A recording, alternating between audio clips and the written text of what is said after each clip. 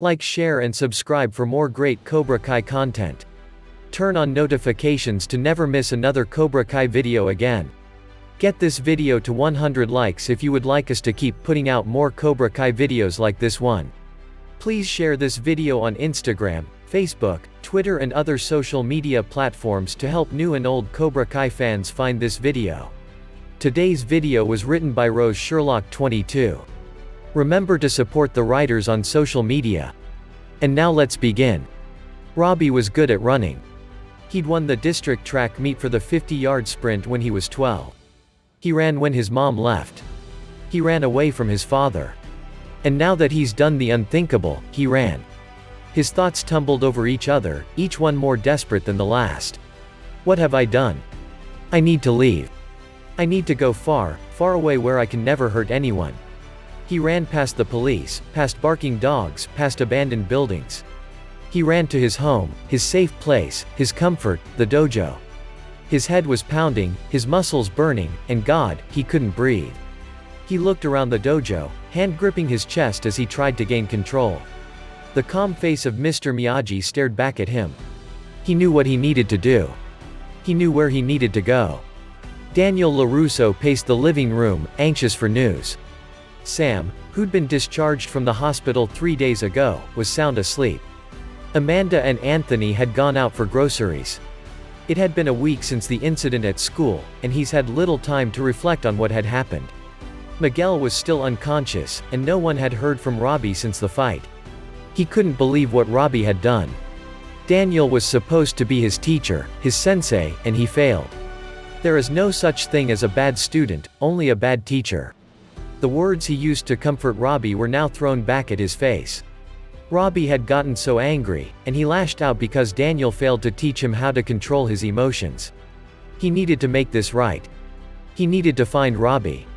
Checking on Sam one last time, he sent a text to Amanda telling her to come home. He grabbed his coat and rushed to the place he couldn't bring himself to go. His hands wouldn't stop shaking on the drive there as he tried not to think the worst. What if he's dead? What if he ends up in prison? What if Miguel dies? He almost crashes the car with that thought, because that would make Robby a murderer, and it was impossible to reconcile the sweet, caring boy he'd grown to love with the one who kicked another human being off a railing. He quickly parked the car and ran into the dojo, hoping to find Robby passed out on the bed. Instead, he'd found a tattered copy of a book about Okinawa laying on the bed, and instantly knew where Robby had gone. In that moment, his phone rang. Hello. Hello. Daniel. Who is this? I am Tashi Yamamoto, from the Lotus Hotel in Okinawa. I had the honor of serving you and Mr. Miyagi when last you were here. The man spoke haltingly. Daniel remembered the nice little man who often kept him company when Mr. Miyagi was out. Yes, Mr. Yamamoto. I remember you. Is everything all right? Well, there is a boy here who seems very sad.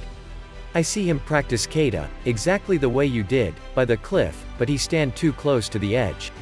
Sometime he stand like he want to jump. I am worried he will. Do you know this boy? Robby, Daniel breathed a sigh of relief. Mr. Yamamoto, could you do me a favor? For you, anything, the man said confidently. Can you keep an eye on him, until I get there? Keep him busy, but do not let him do anything dangerous. Daniel was already rushing out of the dojo and to his car, intent on buying plane tickets to Japan.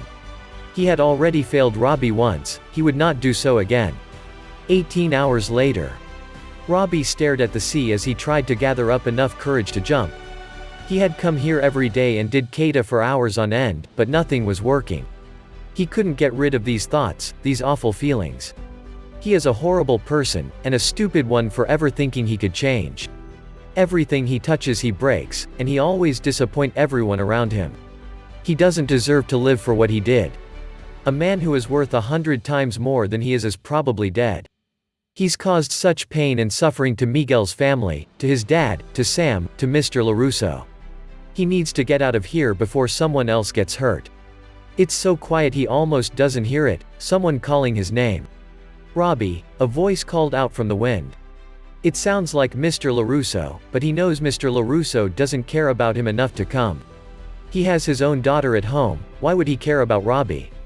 Robby. The voice was much clearer now, and unmistakable belonged to Mr. LaRusso. Robby, please listen to me. You don't have to do this. You made a mistake, but we can fix it. Just take a step back. Daniel's voice was shaky. I'm so sorry, Mr. LaRusso, Robby cried, his back to his sensei. I didn't mean to.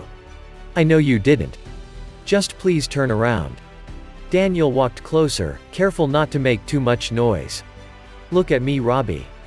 Robby hesitantly turned around, and Daniel saw the full extent of Robby's pain. There were dark circles under his bloodshot eyes, and his sunken cheeks gave him the appearance of a dead man. Robby, take a step towards me, Daniel ordered, keeping his voice firm yet gentle. I can't. Robby took another step towards the edge, trying to distance himself from Mr. LaRusso. I messed up. I killed someone. I can't live after that. Yes, you can, Robby. That fight shouldn't have happened. It is not your fault, you hear me? It is not your fault, Daniel pleaded, pouring every ounce of love and concern into his voice. Come back to me, Robby. Robby hesitated, then turned back around. I can't. It's better for you if I go. It's better for everyone. Scared of Robby impulsively flinging himself off the cliff, Daniel grabbed him from behind and held on tight. Let me go, Robby screamed, his hands weakly pounding on Mr. LaRusso's arms, tears streaming down his face. Please let me go. I can't do this anymore. Please let me die. Let me go. Please. No. You're a good kid, Robby, and you don't deserve this.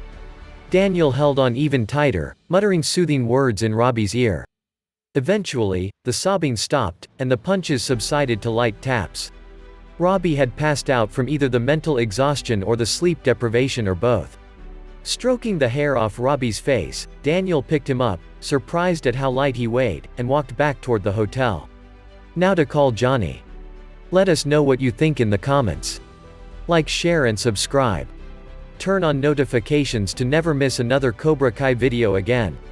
Get this video to 100 likes if you would like us to keep putting out more parts in this series of Cobra Kai videos.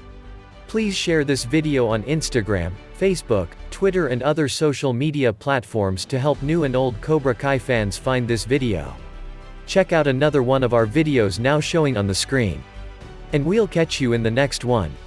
Peace.